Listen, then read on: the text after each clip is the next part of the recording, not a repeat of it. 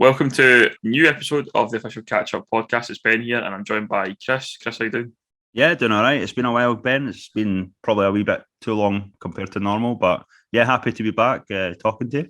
Exactly. We've been away. We've all been busy doing other bits and pieces, whether it's been club related or just general life. But we thought get back in the swing of it this week. There's a lot of some good stories to talk about in terms of the Scottish Cup third round. But we'll start off. Just firstly check out our sponsor, the Soccer Shop Direct. Find them on Twitter at the Soccer Shop D.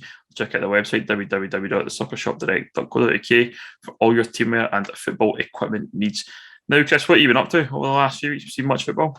Yeah, mostly online, following the Caledonian Braves, who we'll get into in a second. Thank God they're one of the teams that still stream because I've not managed to get to a lot of football myself, to be honest, in person. So yeah, luckily I've got I'm an app user of the Braves, so they've kept me entertained.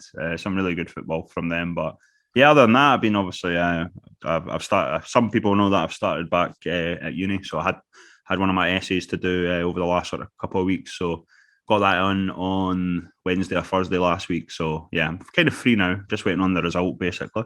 Freed up and ready to go. So plenty to talk about then. I guess we haven't been here for the best part of 6, 7, 8 weeks. Moza is only available at tonight, but I am sure to be back on a future episode of the official catch up. But let's move into the Lowland League. Firstly, there was one game on in the Lowland League this week, and it was the team that Chris just mentioned there. It's Cali Braves versus Celtic B. It was a 3-2 victory for Celtic B, Chris. Yeah, a really entertaining game, a good advert for the league and well, both teams actually. And like what I was saying about Cali Braves, I think they've maybe been a wee bit unlucky with results lately because I think they could have got something here. Certainly, some of the passing, some class finishing, 2 goals from Celtic in particular were really good. Cali Braves came into it, but I think Celtic got a goal kind of against the run of play. Braves was like the better team in the second half. I think what I have to say about the Cali Braves though, I watched the game against Kilburnie in the Cup away. There's something really likeable about this current crop of Cali Braves players. There was sort of questions whether their team would be weaker than they've previously had. You know, they used to have guys like Ross McNeil, and they're a younger squad. But I think previously, if they were sort of 3-2 down or 3-1 down or whatever, I think they probably would have went on and got defeated in previous seasons. But there's a real sort of, I guess, urgency or belief about them that they can actually go off and pull results. And I think they were unlucky on this occasion. Certainly, the three standouts, obviously, Reece Armstrong's one of the signings of the season for me because he's so good at corners. He's so good at sort of set pieces in general in terms of free kicks. He can pass a ball. He can set things up and he can score goals as well on occasion as well. And other than that, obviously, Mark Kelly, who was in the team of the month, it's been fantastic in midfield, and Cammy Bredner as well. For Celtic, I think the standout was Ben Wiley. Well, I think we've mentioned it, but a lot of people hype up Mackenzie Kerrs, the young Scottish midfielder. But for me, Ben Wiley's the standout there. Obviously, Joey Dawson got one of the goals for Celtic B, who was also in the catch-up team of the month. A wee bit of self-hype there, but yeah, Cali Braves, I really enjoying watching them this season. As I said, I've seen a lot of them. Decent team. It just shows you the quality of the league that, you know, the Cali Braves are actually, I think, have kind of made a step up, and you know, they're still probably mid-table. So it just shows you how good some of these teams are. But yeah, they were unlucky on this occasion. I think Celtic B. I don't want to say they didn't deserve the win, but certainly it was close. It was close in terms of the points there. Obviously, we've talked a lot about the B sides, and we're starting to see now that there's that gap is probably not as wide as everyone kind of made out. And we've seen Bonnyrigg are sitting 10 points clear at the top of the league from Rangers B. Celtic B are sitting bottom 6 in the league with 33 points. They've obviously played Cali Braves there on Saturday, and it was only 3-2. Where I think maybe thought that that'd have been a kind of higher scoring game for Celtic B, but I think it's becoming apparent now that gap isn't really there and probably hasn't really justified the B team's argument to go into, like, for example, League Two. So I think that's I guess for all the naysayers around the B teams joining the Lowland League, that's probably a positive that's come out of it. The fact that has been quite close games and the teams are not necessarily running away with the league like we probably thought they would at the start of the season. So in terms of Cali Braves, it's great to see them get their act together because I think when we last spoke, they were probably towards the bottom, very kind of inconsistent, and really struggling to kind of get any sort of form. But it sounds like they've picked up a bit, and obviously they're trying something different. The Cali Braves, that's the other thing, isn't it? As you say, they've got the app and things like that that's completely different to any other team. So it's interesting to watch, and I'm glad they're doing well. And they look fairly safe, I think, at this point in time. I think obviously we know that Vale are probably going to drop out of the league now unless something miraculous happens over the next 10, 12 games or so. But fair play to Cali Braves. They've definitely picked up, and glad to see them doing so well. Shout out to Gregor Sleeth. There's a lot of their media. It's interesting that they've started commentary on the games, so that's always adds a wee bit extra. He's had like Cole Stars, obviously, who's out injured at the moment. So it's always entertaining listening to the insights from the players, obviously, on the streams also. So I enjoy that. Yeah, and of course, quite a bit of good content as well. I've noticed over the last few weeks on like video form and stuff. And, I think the other thing like Football Manager as well. Though, last week, kind of look at the stats a wee bit like the FIFA stuff you see, even kind of the big teams do the FIFA reviews for their ultimate team cards. So I like the ideas. They're trying something different, and it's good to see that coming from Cali Braves. So yeah, fair play. Right, we'll move on to probably the big talking point of the weekend. It was the Scottish Cup third round involving a number of teams from Tier 6 and Tier 5. Just jumped straight into probably one of the bigger results of the week. That was Clydebank 2, Clyde 0. Goals from Jamie Darragh and Nicky Little. Nicky Little, an excellent forward, and probably one of the top forwards of the West of Scotland League. But a great result for Clydebank. I don't think anyone who follows Tier 6, Tier 5 football in the West of Scotland would have been that shocked about this result, quite frankly. I think the kind of folk who would be surprised that there's a kind of, what's the phrase, a giant killing, if you like, is the folk who don't know enough about the likes of Clydebank, or we'll get on to Auchinleck Talbot soon. But we're not shocked about these kind of results. We expected these teams, if they're good enough, to beat the likes of Clyde, etc. They've also Clydebank have beat Elgin already this season. We'll talk about Darvel later, but they're playing Brechin have already put out St. So a great result. I know all the people at Clydebank really well, so I'm delighted for all those guys and girls involved up at Clydebank. So great result, I would say, Chris. Yeah, fantastic. I mean, it's weird actually because I actually fancied the progression from the West of Scotland teams more so than some of the Lone League teams that were still in the competition, which is a wee bit of a strange one. But both home ties for Clydebank and Auchinleck Talbot. I did laugh somewhere actually because someone had referred to Jamie Darragh as the bald Sergio Ramos. So that's what he gets called. Yeah, totally. I thought that was brilliant, but fantastic result from Clydebank, and like you say, you obviously a wee bit in jest, but Gordon Moffat's doing a fantastic job with Clydebank. There was links to him in the Man United job. I heard obviously he's a big Man United fan, of course. We enjoy that. But fantastic. What they're probably hoping for now is obviously a massive game in the fourth round, hopefully against a Premiership team. We'll talk a wee bit in terms of finances, but great to have both Clydebank and Auchinleck in the fourth round. Yeah, talking about Auchinleck, they beat Hamilton 1-0 at Beechwood Park. Goal came from Graham Wilson, another top striker in the West Scotland Premier Division. I mean, Graham Wilson has been around for a few years now, and still banging in the goals for Auchinleck. And again, you're looking at the table and saying, "Oh, Hamilton in the Championship, Auchinleck are sitting top of the West Scotland Prem." I think the gap is something like somebody said on Twitter was like 40 places between the two teams, or in the league pyramid. I mean, again, I'm not overly shocked by a result like that from Auchinleck Talbot. They're an absolute solid side to play at home. They're dogged. They're determined. Hamilton, I haven't seen anything from Hamilton so far this season to say that they're actually a good side at all, and I think they could be in a potential bit of a free fall situation at the moment, to be quite honest, from being relegated last year from the Premiership. But a great result for Auchinleck. I know a few people down there as well, so absolutely delighted for them. I know the fans have had a great time, and the atmosphere looked brilliant at Beechwood. So absolutely fair play to Auchinleck and Clydebank. So they'll be in the draw tonight to see who they get, and we'll cover that in a bit. But it's a great result for sure. Yeah, Auchinleck, I think they're one of those teams that you can just never discount in the Scottish Cup, especially if they're at home, like you said. They've had a history of shocks, if you will. and they've got a good team. They've got one of the stronger teams in non-league. Andy Leishman had a couple of top saves, and he's the type of keeper that does that sort of thing every week. I think he's probably one of the best non-league keepers around. A few of the Talbot boys, obviously, some of the best non-league players around. So, as you said, it'll be a shock to some, but yeah, not to us. I did actually, as I said on Twitter, I did fancy them to maybe. Yeah.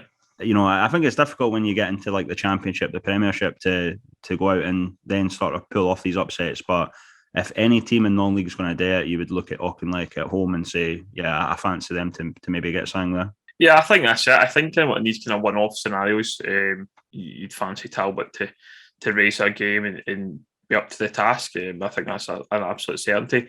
The difference will be if, for example, they get promoted this year out of the West Scotland into the Lowland League. Personally, I think the Lowland League, you look at it, there's probably still quite an imbalance there in terms of the teams who are in the West and East below them. Maybe 5-10 years' time, there'll be a bit more of a balance league, and that'll be a very, very difficult league to win. So for teams like Auchinleck Talbot, Clydebank, Pollock, ourselves that go in, you probably want to get in that Lowland League soon and try and get through that as quickly as possible. Because obviously a lot of teams will be have designs on getting to the SPFL, both from a West and an East, and obviously there'll be the Lowland League teams there that are still trying to get out. So I know obviously we've talked about promotion, relegation until the cows come home here, so we'll not dwell on that too much, but hopefully we just see that these kind of results are kind of show people that there's a bit of an imbalance and it needs to be sorted out. So in terms of promotion and relegation to the SPFL and obviously to the Lowland League, so we'll see what happens. But I guess the thing about that will be is that the fact that the likes of Auchinleck and Clydebank are beating teams in the SPFL, probably folk looking down going, well, these guys are probably pretty good. We don't want them in because we'll sacrifice our own place. The old turkeys voting for Christmas analogy comes into play there, I think, personally. So we'll see what happens. It's definitely a watch this space in terms of those teams playing on that level on a weekly basis. But within the cups, got to fancy them when they're playing. I would say any League One, any League Two team, any Lowland League team, I would fancy Auchinleck, Clydebank, probably even Darvel at this point to win. So hopefully they get a big draw and we can see what happens with them. All right, we'll move on then to some of the teams from the Lowland League who were involved in the Scottish Cup. We'll start off with Civil Service Strollers, and they were beaten by Peterhead at home 3-0. Civil Service Strollers manager Guy Jordan was saying the red card that was shown to one of his players, Jassiz Baldy, after 20 minutes was a turning point in the game. So I think going down to 10 men, 20 minutes into a game in a cup game like that, I guess a side like Peterhead, who I think are a good side. So it was, I guess, all she wrote in terms of Civil Service Strollers, and they were put out 3-0 by Peterhead, Chris. There had been a wee bit of complaints, I think, from the Peterhead team about the Civil's ground or the grass or whatever. But I mean, it's winter, it's a grass park. But Civil, from what I believe, started off quite well, and then Peterhead bench that might have swayed the ref to get the young boy sent off there. But yeah, it's going to be tough with 10 men, and I think from what I've heard, obviously that was obviously the turning point. As you say, Peterhead missed a penalty. The momentum was really with Strollers up until that point, especially at home. We've kind of mentioned about obviously finances a wee bit previously, but I thought it was interesting that Jim McNally, the Peterhead manager, was saying that he wanted sort of progression in the Scottish Cup to help boost the club coffers, if you will. Obviously, I think it's something that's sometimes forgotten about, especially at our level, but even in League Two and League One. The further you get, and if you get a big tie, I mean, these are finances that can help your club for years. You know what I mean? So, I thought it was interesting that he was so Jim McNally was kind of so blunt and about that. So he'll be delighted to get through. Peterhead, we've talked about Civil a wee bit in terms of the league and how well they've done this season. Younger team, obviously. I don't think they're going to be too concerned, especially after being down to 10 men after 28 minutes. If anything, it's probably a wee bit disappointing. Yeah, I've heard a few people say it wasn't a sending off, and it's maybe just there's been pressure put on the referee there. But A wee shout out to Bobby and Wendy, who's done a fantastic job over the last sort of few weeks. He's been highlighting clubs at East of Scotland and Lowland League level. I think he has a lot of fun with it, which is great to see. So a wee shout out to him. He was at the game. I noticed he had like a mini vlog up about the game, so I watched that as well. But yeah, he's great. Obviously, he's a talented guy. He obviously knows the level quite well in terms of, I'm sure he's played in the East of Scotland. So yeah, he's one of our own. The next game in the Scottish Cup, it was Alloa Athletic 5, Bonnyrigg Rose 0. Bonnyrigg absolutely pumped here by Alloa. Unfortunate for Robbie Horn's side. I think it was seems like a bit of a controversy towards the end of the game, and when the team were trying to sort out some post-match coverage, I think with the manager, I think they were asked to leave. I'm not sure what's happened up there at Bonnyrigg, but it sounds like a bit of a tasty end to the game, certainly. But Bonnyrigg out the cup to Barry Ferguson's still the manager, isn't he? He's Barry Ferguson's at Alloa. So unfortunate for Bonnyrigg, but say 5-0 defeat in the end there. I don't think it's so much of a wake-up call because it's hard to obviously judge with the one-off cup results, but certainly I think Bonnyrigg are a team that want to be in League Two, want to be in League One, but the results disappointing either way. I mean, you're not. I would have expected a closer game there, but I do feel it's hard not to criticise them for this. And it's not that I don't believe them about the media thing, but it always seems to me and others that when Bonnyrigg lose or drop points, there's always a wee bit of a deflection tactic. Like, what is Robbie Horn not getting interviewed or poor hospitality from Alloa got to do with the result? They always seem to have a reason why, or a deflection away why they're getting beaten. I don't think, Robbie Horn, I think, said on his Twitter, let's move on, have a wee bit of perseverance and pride and just move on. But I think there's a wee bit of a divide with the people that do the sort of media on, because they just never seem to find fault with their team. And I think a lot of people forget I've done media, and I was in a similar situation when I was with Kelty, and they were winning every week and going at the top of the Lowland League, but there was results that some results they were disappointing. And you just call it like you see it. You don't have to make up excuses. Yeah. And I think that's always been the problem I've had with Bonnyrigg and why I fell out with certain people. But I did mention obviously a view from the terrace when I got in early Sunday, I guess. But I think what Bonnyrigg like to do, or the people behind the scenes like to do, is obviously control what's said about the club. And they just could never control us because it's just never going to happen. But I did find it curious that they were loving the piece that A View from the Terrace done. And there wasn't much difference between the Bonnyrigg one and the Vale of Leven one. And Vale of Leven are a team that haven't won in 2 years, and that's the sort of angle they went with. And it's always the same sort of somber music, wee team with big dream. I always find it quite condescending. And totally. To be honest, I don't.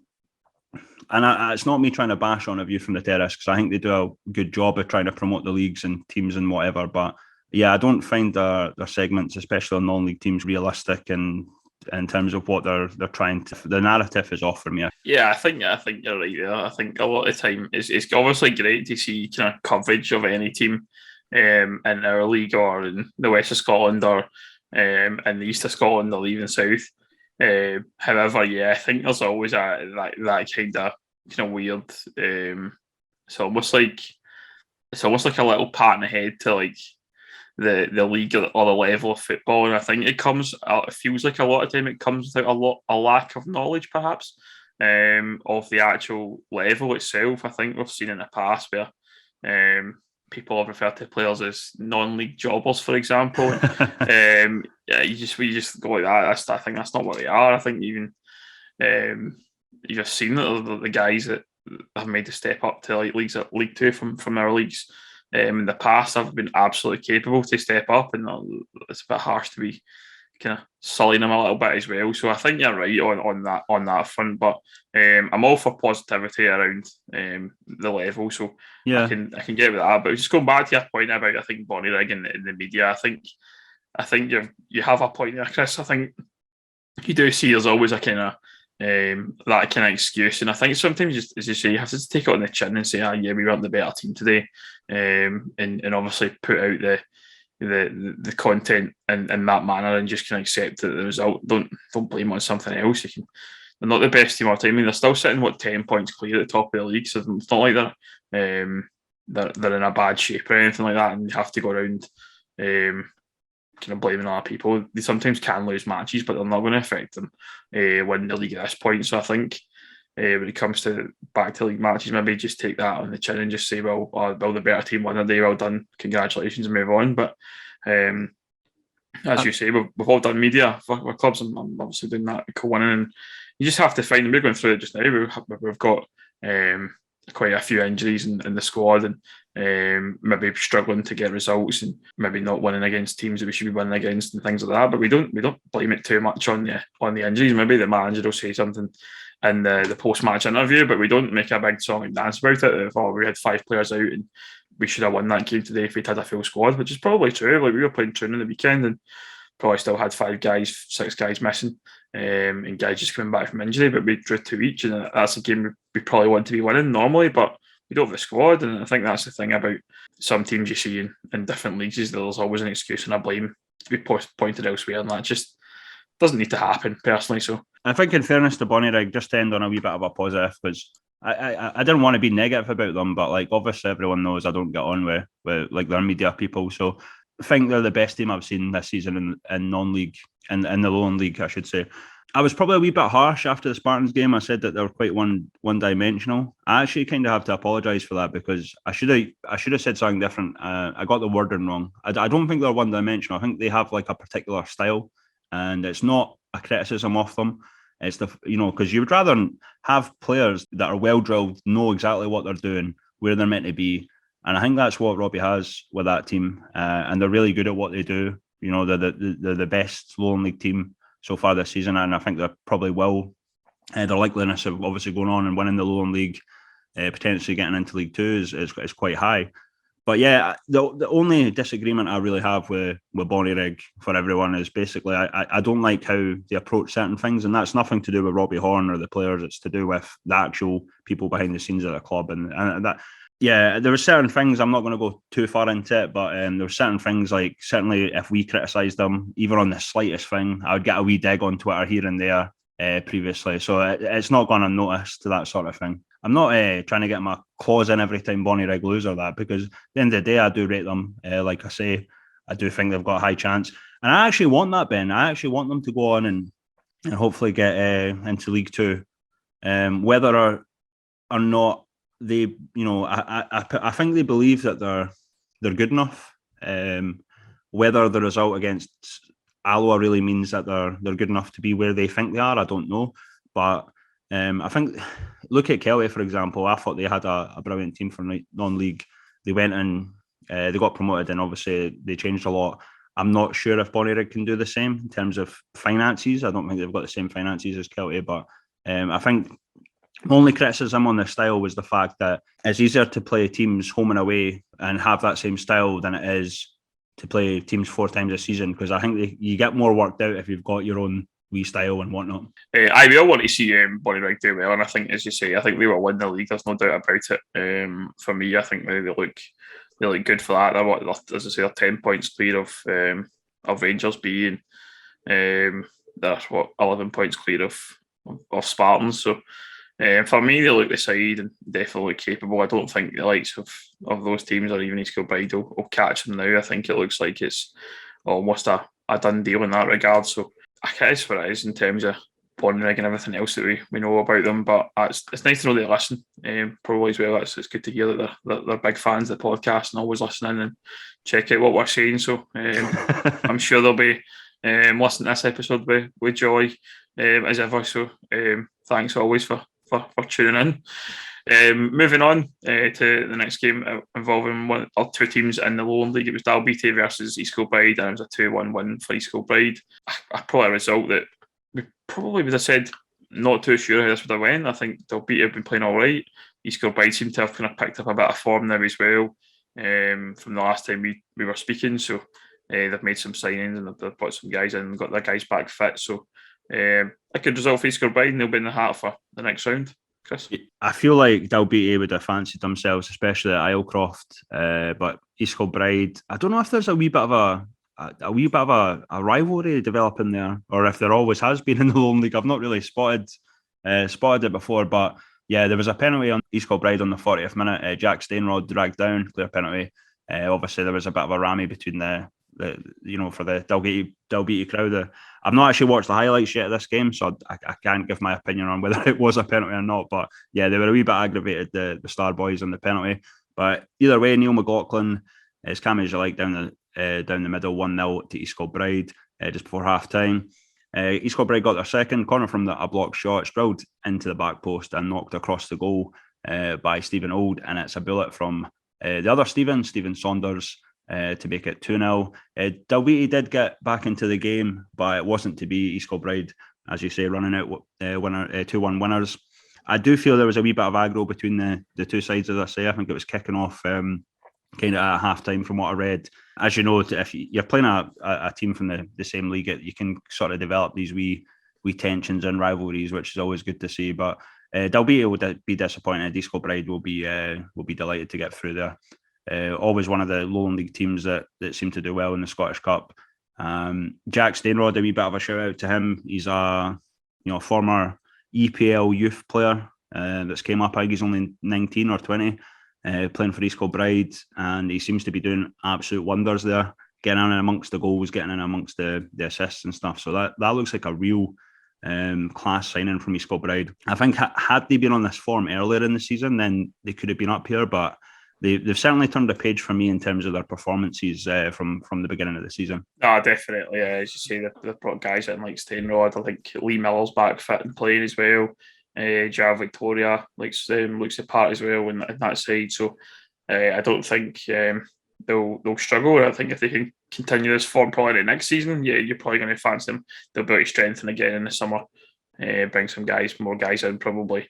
And you just wonder if you can maybe hope they can hold on to like Stainrod, because obviously he has came up and done really well.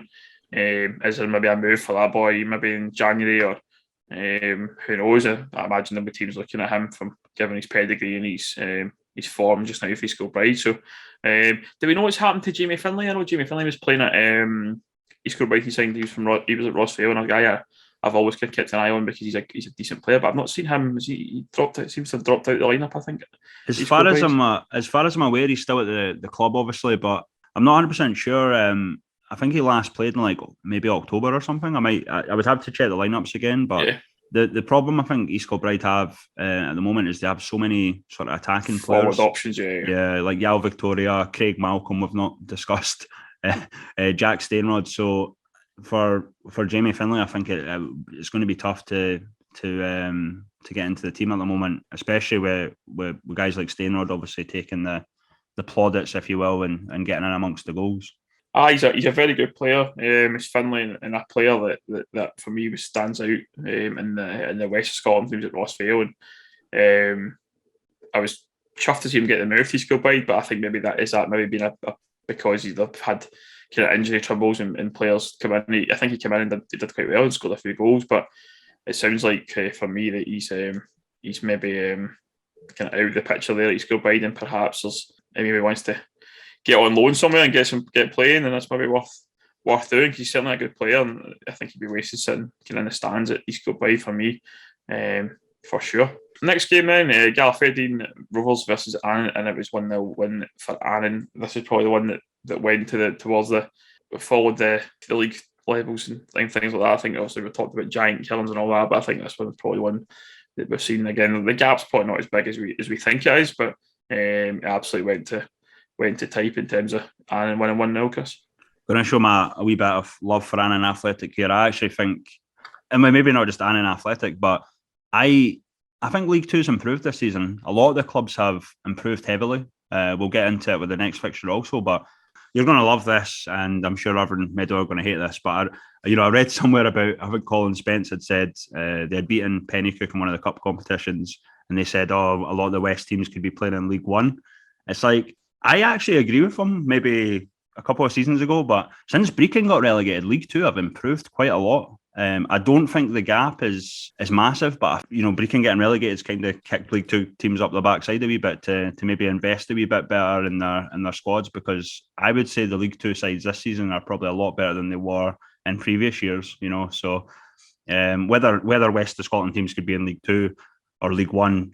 We obviously we think they could. Same with Lowland League and a lot of the top East of Scotland sides. But yeah, I think League Two are a wee bit more curious about that gap now. I think they are seeing that these teams are getting a wee bit closer to them, so they're taking the right approaches to make sure they're not the side of Brechin last season are getting relegated into the Lowland League or the Highland League. Yeah, still an interesting comment from Colin Spence as he sits eighth in the West Scotland for sure. I mean, that wasn't me throwing shade there, by the way. That's a fair comment. I mean, sure, the stats don't lie, absolutely don't. But yeah, I think we all see that. We know that there is a gap, but now that the pyramid is kind of getting sorted out in terms of promotion and relegation, that trap door that was always closed between the Club 42 and the Lowland League is obviously firmly now open. So I think it's one of those that those teams maybe haven't strengthened because they can maybe look at themselves and go, well, yeah, maybe I can get relegated. So I think they have strengthened, and I've obviously seen the likes of Kelty come up and they maybe gave them a bit of a shock and said, look at how good Kelty are in terms of a team coming up from the Lowland League. So yeah, I'm not surprised to see that happening over the last kind of few months in terms of the teams, but I still would fancy a lot of the West Scotland Football League Premier teams to beat certainly probably the top 4 or 5 sides in that league. I think would give any team a run for the money. We've seen it already with Auchinleck, Clydebank and Darvel. So I absolutely take Spenny's point to a degree, shall we say. And I think it'll just take a bit of time, and obviously the promotion relegation will hopefully get to a point where we're seeing more teams get through the leagues quicker. And but I doubt we'll get to that point. We can talk about that probably in a full episode these days. But there's definitely a bit of cause there for that to hopefully change. All right, then next game then, Stirling Albion versus St It was a 4-0 win for Stirling Albion. Again, another result that's kind of went to form almost. Stirling Albion on a route there, winning 4-0. And probably maybe we could argue that we didn't think the score was going to be as high as 4-0. I think Trinent are a good side and in the East, but nobody's surprised to see Stirling Albion getting that result. They had a lot of people fancied Trinent against Stirling Albion, but again, it comes back to this. You've got to show a wee bit these League Two teams a wee bit of respect. Stirling Albion haven't shown like the best form lately, but I think they're third in the league. I do rate them as a decent side, and as I said previously, that wouldn't have been one of the, especially Stirling Albion being at home, that wouldn't have been one of the fixtures that stood out to me as a cup upset. I think I would have probably still went with like Clydebank and Auchinleck Talbot. So I was a wee bit surprised that a lot of people were fancying Trinent for that one. With no disrespect to Callum Elliott and his side, but they're still 2 divisions down. Yeah, that was a tough one, but it didn't surprise me. I think you said actually no. The only things that might have surprised me was obviously the scoreline there that Stirling Albion managed to beat them 4-0. There was 2 other games then involving East of Scotland sides, and that one of them was Dumbarton versus Socket Juniors. They held Dumbarton, I think, 1-0 till about 90 minutes, and unfortunately for them, the game finished 3-1. I think they scored 2 goals in the last 4 minutes of an injury time for Dumbarton to win 3-1. To take Dumbarton almost to a replay, I guess. Away from home is fantastic, and the guys there have done themselves proud, and it's one of the things I mentioned. And we like to see these sort of East of Scotland teams, West of Scotland teams that have never been in the Scottish Cup, do well, and it's amazing. And Socket Juniors, one of the teams that are probably not highly regarded in terms of the tiers, in terms of like other East of Scotland sides and where they are in the league and whatnot. I think they've done fantastically well, and they were massively unlucky there. It was a similar situation with Lothian and Thistle Hutchie Vale. Funny enough, I think both of them are still playing at Ainsley Park, so it was essentially a home game for both of them. But Edinburgh City running out 2-1 winners. Edinburgh City have been there, done that. Obviously, with the Lowland League and getting promoted, they know what it's all about. Lothian and Thistle Hutchie Vale, a really good outfit. To only lose 2-1 to Edinburgh City, you're looking at and thinking on another day that could have been a replay as well. So it's weird when we're talking about gaps. There's some fixtures where maybe they might get something, maybe they won't. But yeah, I think it's clear to see that there is gaps on occasion in terms of where teams are, but it's definitely closing in terms of the top teams in like the east of Scotland, the west of Scotland, I would say. No, I would agree. Obviously, I'm involved in a West of Scotland Premier team, so I'm going to shoot that all day long in terms of that gap. Is certainly the gap from the west to the Lowland League certainly is quite small in some respects, and it's very close probably towards the top. But even going up the leagues, I think there's still a bit of there is a gap. But I think I keep saying it, but the top teams in both those leagues should be able to give kind of league sides a run for their money in these kind of cup matches. Socky, as we mentioned, that is an unfortunate one for them. I think I was following it on Twitter, and it was one each up until, as I said, 90 minutes, and you thought to themselves, well, they might give the Nick a replay here, but, and they've just scored, I think, just after the injury time started, and then it's went 3-1. And as you mentioned, they're losing Thistle Hutchinson Vale, another team that's got through to the third round and played Edinburgh City and not disgrace himself in terms of result. It's 2-1. Is a decent result for them. Right, there's a couple of games we want to just chat about quickly involving the Lowland League sides, the East of Scotland qualifying cup, and one of them, Hill of Beath Hawthorns versus Berwick, was called off at a late postponement by the ref. I presume is that weather related, Chris? Was that? Yeah, well, most of the country I think had heavy wind obviously on the Friday going into the Saturday. Yep. I heard the pitch was a wee bit unplayable, but you've got to look at that one and say I feel sorry for the fans. They've travelled, because the ref I think called it really, really late in the day. I think they should have had that call a wee bit earlier just so people didn't have to travel up. But I guess it was similar to the Spurs game actually on Sunday. Absolutely, yeah. I don't know if you saw that video of Sean Dyche smiling in the snow. That was hilarious. But yeah, I think the Spurs even had their the lineup out, and then it was like, oh, the game's off. I was like, all right, okay, good travel there. I think there was a boy. Actually, I read that quickly, Ben. I read there was a boy that travelled from like America to come and see them. And I think Harry Kane's given him a signed shirt or whatever to make up for that. But yeah, we need to start thinking about fans more, especially when it comes to postponements. And we're coming into this, the sort of winter period where there will be a more postponements. So definitely, I think we need to start considering fans a wee bit more in terms of their travel. And all right, and the final game we're going to chat about involving Lonely side was Broxburn Athletic versus Stirling Uni. It was a 1-0 win for Stirling Uni, and the goal scorer was Ben McIver Redwood. Pretty even first half. Stirling stepped up again in the second and got the goal, finished it off, and they continue their winning streak. But the quick question will be was Chris Geddes winning a cap or a beanie? That's a big question for me. I've not seen his interview yet, so I can't even remember actually. I'm gonna have to. If he was wearing that cap or a beanie, that's the important topic. I think he was wearing a beanie for you, Ben, but I'll double check. Surely in this kind of inclement weather, they'd be wearing that beanie. You'd like to think, but he might have the cap on. He might have thought the cap's part of the winning streak. We'll keep the cap going, but. Great result again for Stirling Uni. I quite like Broxburn myself. I've watched a couple of their live streams when they were during lockdown and quite enjoyed their games. So always keep an eye out for what Broxburn are doing. But Stirling Uni roll on to the next round of the East of Scotland qualifying cup. He was wearing a beanie, mate. He was wearing a beanie for beanie. Excellent. There we go. I had. I'll sleep tonight. It's fine. He had. We've not really spoke positively about Stirling Uni because they've not really been. I have.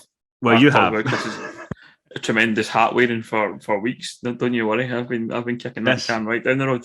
Chris is going to kill me because I've left him like right to the end, obviously. So he's going to have to listen to the whole thing till I get Stirling Uni, and we can talk him up a wee bit. Let's be honest, Chris Geddes listened to this entire episode the minute it gets released. We all know that. We know he listens to it, so he'll not be bothered about having to wait till the very end because he's a loyal fan of the podcast and he'll listen to it right till the end anyway. So that's not to be worried about.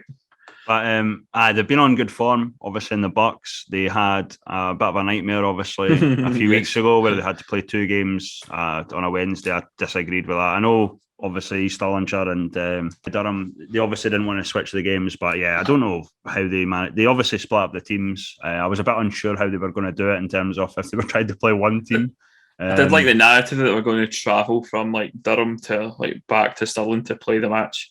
That was quite I like that kind of idea, that illusion that might have happened. But obviously we knew that was never going to be the case. But I did like that kind of narrative for sure. But it was great. I mean, absolutely. winning streak continues in terms of Stirling Uni. They'll be pleased to get through the East Scotland Qualifying Cup. Just one other note, obviously, Ben McIver Redwood with the goal. I think he is in the under-20 squad, so we're seeing a wee bit more squad rotation from the from the firsts on the go. Yeah, so that's a good positive for Stirling Uni. But I long may their form continue, so we can keep speaking positively about them, because it's been a while, because we know that in terms of the league, Ben, that they're probably better where they are currently, similar to some other teams. So yeah, keep pushing, Stirling Uni. And the final game I'm going to cover is actually happening tonight. We're recording about 5:30 on Monday. It's Brechin City versus Darvel. It's live on the BBC. I'm looking forward to that, to seeing Darvel play at Darvel, a team obviously involved in the West Scotland League. There's a lot of kind of different narrative around them in terms of the money they spend, and kind of people talking about that and intrigued by what they do and how they go about their business and things like that. But for me, it'll be a good game. I think Darvel are well capable of beating Brechin City. They've got their guys back. They had a kind of bit of an injury spell, more towards the beginning of the season. They seem to be getting their guys back, the guys that they're obviously paying top dollar for in the first place. It'll be good to see them on the telly up in Brechin. I know the buses were leaving a few hours ago to get up there, so they'll be all informed tonight, and I'm sure it'll be a good game. And as I say, I think Darvel will win personally. Any word on whether they booked the hotels this time? I'm not aware of that. I'm not aware of the hotel. I need to check in on that front, because I'm sure they would have. Although they probably travelled up on like Friday and had a weekender, and then had the game. Nah, I'm joking. I don't know actually. I did notice the supporters bus was a co-winning bus. Bennett's of co-winning is a bus company, and they were using them to travel up to Brechin today. So best luck with that. I hope it doesn't break down, to be quite honest. But it'll be a good game. I think it's going to be on TV. It's Monday night. There's not much on TV on a Monday night apart from I'm a Celebrity, let's be honest. So we'll all be watching that game tonight, and hopefully Darvel will be in the hat for the next round, and we'll maybe see a Darvel versus Kilmarnock, and we'll get the Kilmarnock Pie Derby. This is probably going to be known as, if obviously Mr. John Gall's owner at Darvel and sponsors the front of the jersey at Kilmarnock as well. So I think that'll be an interesting tie if they get either of those sides. Because I mean, that's the thing. We've talked about finances, and obviously Darvel, from what we know, they've got a lot of dough, and they're obviously piling that into their playing budget, as well as obviously the infrastructure of the park. But it'll still be a big hit for them if they can draw a big side in the next round. Because you're getting, I mean, for a team like Auchinleck or Clydebank or Darvel or even East Kilbride, whoever are involved in the leagues, it's a big hit. I think the Peterhead manager kind of alluded to that if you get like a Rangers or Celtic or a Hearts or a Hibs, then you're getting half gate, probably about 10,000 at least, well, depending on the team. But if you're talking maybe Hearts or Hibs, you're talking about 10,000 attendance there, half in that gate, about 20 odd quid a ticket. It's going to be a good bit of dough. The chances are it might be on TV. Obviously, the game tonight is on TV, and I think I heard Darvel or John Gall the other week just complaining about the kind of like what you get. You don't get a lot of money. I think it's about $3,000 you get for playing on TV tonight. It's not a lot of dough for. And the gate, obviously, I put Brechin might not be that big because it's a Monday night, but whereas if you're playing a Saturday, you probably expect to get a bit bigger hit in the gates if you're playing. I think that was kind of partly one of the reasons why Auchinleck Talbot versus Meda wasn't on the TV in the first round, because I think both sides saw it as a kind of, you're going to pull a bigger gate on a Saturday, you can sell hospitality in, which is fair enough if you're not going to get a lot of dough from actually being on TV, and it maybe cost you a bit of money to be on TV. For me, I would want to be on TV all day to show off my club and get on that kind of, that have that sense of occasion and get the town kind of behind the team, because that'll be something that will maybe see galvanise the kind of people of Darvel that their team's on the telly tonight on Monday night, and they maybe turn up on Saturday against ourselves, and you maybe get a bigger crowd because obviously they're on TV on the Saturday. So that's a good thing, and a good positive way to market your team. So looking forward to that. Will you be watching, Chris? I'll definitely be watching. I actually like John Gall's interview with the BBC. You know, he said I'm a baker or something. I put a lot of dough into the club. I thought, totally. got a wee bit of patter there. But yeah, to be fair to Brechin, season holders of other clubs looking for a Monday night football fix £5 to get in if they show their season ticket at any other club, which is a great incentive. So hopefully that gets people going to the game.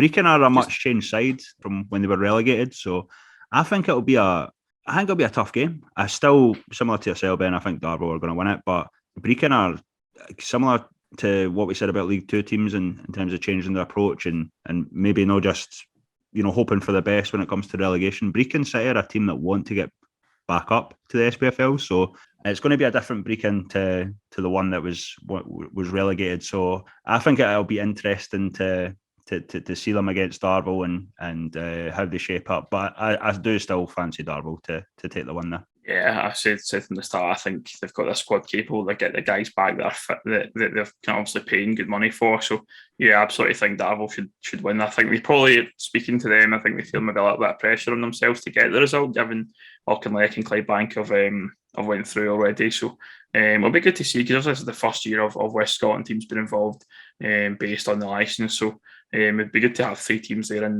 the fourth round and maybe get that one of them gets a big draw and have that sense of occasion for the town, and hopefully we'll get a good spectacle put on tonight, and Darvel will get the result. But that's pretty much it from us on the official Catchup podcast. We're glad to be back. If you want to check us out, Chris will tell you where to find us, but you get me on Twitter at Mr. Ben Grant. As always, if you're a Meda, a Troon or a Kilburn fan, then fire away, send your messages across. I think that's the last people I've been created beef with in the last few weeks. But shout out to Troon, very, very hospitable. On Saturday we were there, they gave us use of their media stand, media gantry and stuff, and we're very accommodating. We're trying to do post-match interviews and stuff like that. So there is good people down at Troon, and obviously we talk about them on the podcast. It's a bit of a laugh, and Troon get it. I think that's the thing. It's all banter. At the end of the day, we're not being serious when we talk about any club. It's all just having a bit of a laugh and a bit of a joke, and some teams take it better than others, but certainly Troon, one of the good guys, really. Was that a draw at the weekend? It was a draw, 2 each. Two. Yeah, I did. I managed to see that. As I said earlier on, we're struggling making injuries just now. We've got probably 4, maybe 5 out at the moment, with one suspended. We've just sold a player to Broomhill, Tony Coots, who was kind of playing right back now for us. We've got a boy playing left back who's a right back, and a left back playing centre half. A couple of midfielders out. We've just signed Stu MacArthur from Broomhill as well. He came on the other side and played right back rather than playing kind of centre mid, what he's used to. So I think for us, it's just a case of just trying to get our boys back fit, and hopefully we can go on a bit of a run. And we just got the fixtures out for the end of the rest of the season, and I think we have a run off something like Beith, Cumnock, Auchinleck, Pollock, Clydebank in the last, I think, the last like 5. I mean, Kenny Young, the fixture secretary, has done his dirty there with that, because that's an absolute horrible run of games, and I think we have like Kirky Rob Roy followed by Irvine Meadow. So it's going to be a tough ask to win the league now, I think, anyway, given the situation with injuries. But we're sitting fourth and we're content, I think, to be there. I think the goal one was always to win, is to not get relegated. So happy enough with that, I would say. But check us out. That's pretty much as I said before. So check us out on Twitter. Chris, what do we get? What's the Twitter handle? The official Catchup, and on Facebook it's Lone League Catchup. But one thing just before we end, Ben, it's a shame that Troon weren't as hospitable. You could have fired that on Twitter and kind of blamed that on the draw there. Yeah, maybe. I could have, but that's not me, so I will not do that. But anyway, that's a joke, by the way. That's a joke. Obviously, right.